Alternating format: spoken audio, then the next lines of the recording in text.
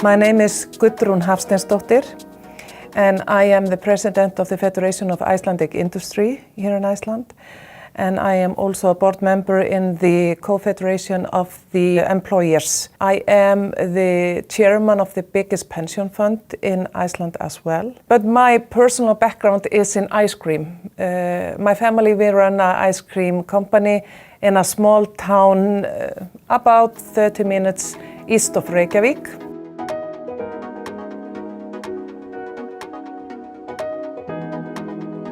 Our view is by SI that you need to have a diversity in all aspects everywhere in your life and also in your business and in your daily business.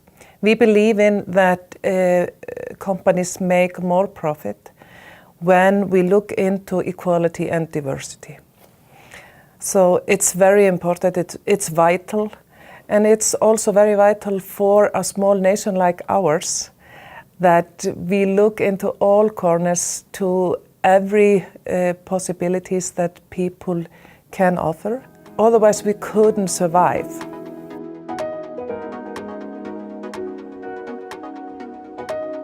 The necessity of diversity in Iceland is very important. We need all the manpower always in all aspects of our life and in our businesses. Men and women, we are 50-50 in the world. We are 50-50 in Iceland as well. We are a small nation, but we can be a very good example for bigger ones.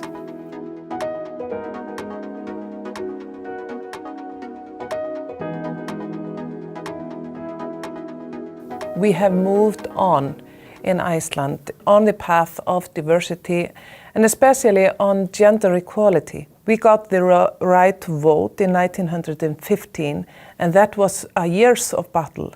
And then we moved on from that point very slowly. 1975 there was a striking point, you could say, in October when women left their jobs.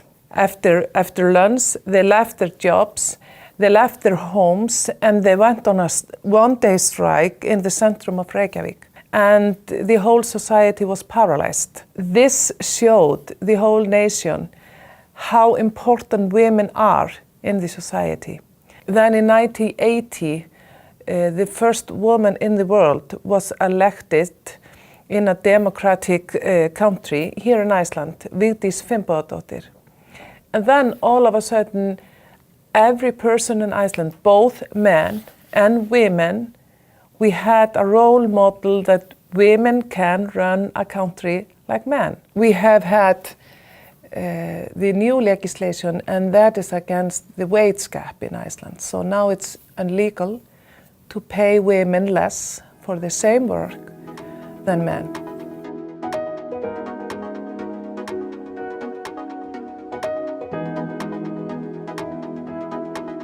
The government and the employees' organization and also the people are playing a very vital role altogether.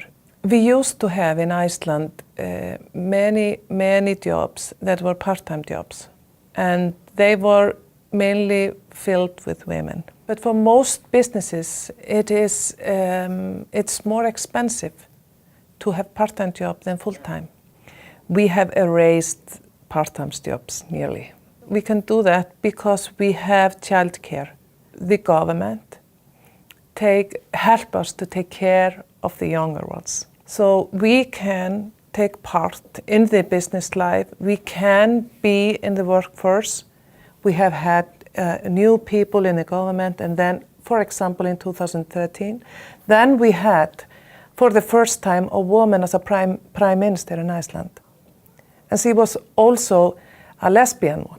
And I can remember that day like yesterday.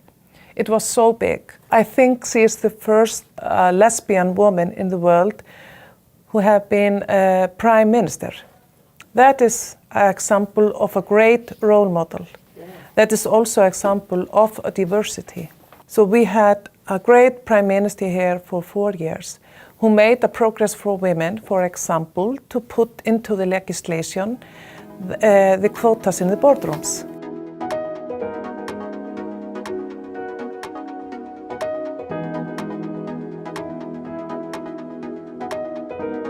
The role of the Icelandic men in putting diversity on the agenda is very big. It's very big. We don't make any progresses without them. We need an open-minded and modern man in modern management and in modern leadership. So here in Iceland, we have made progresses with very modern and open-minded men.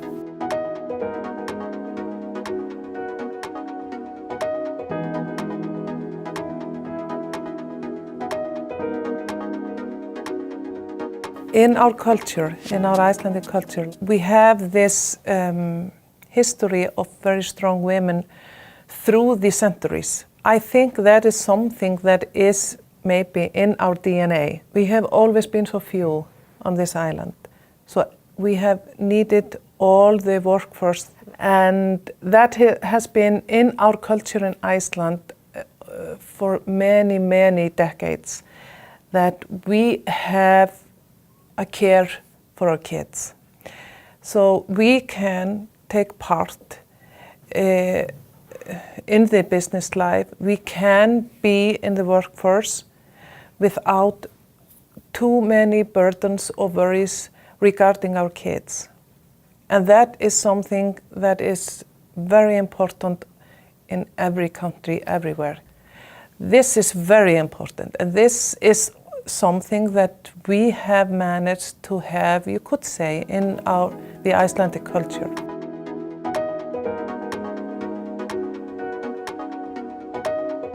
There are many, many good results that we have had. I think the most important ones was the quota in the boardrooms, the legislation of the equal pay, the maternity leave for men as well as women. That is something that we have been focusing on.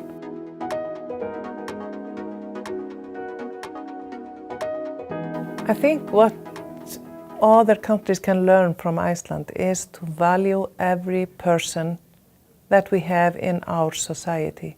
Men, women, people who are disabled, people from other countries, every person. Because every person matters in life. Life is also business life. Life is companies and keeping the society going on. We all have to look into that.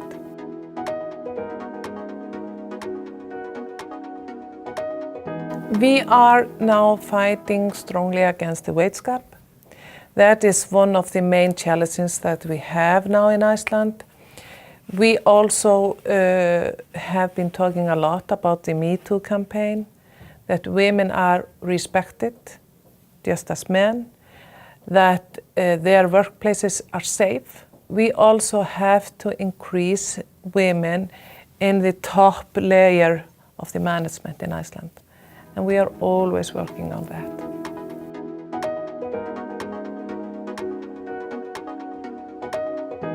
If you want to make a good business, then you have to involve every manpower that you can get.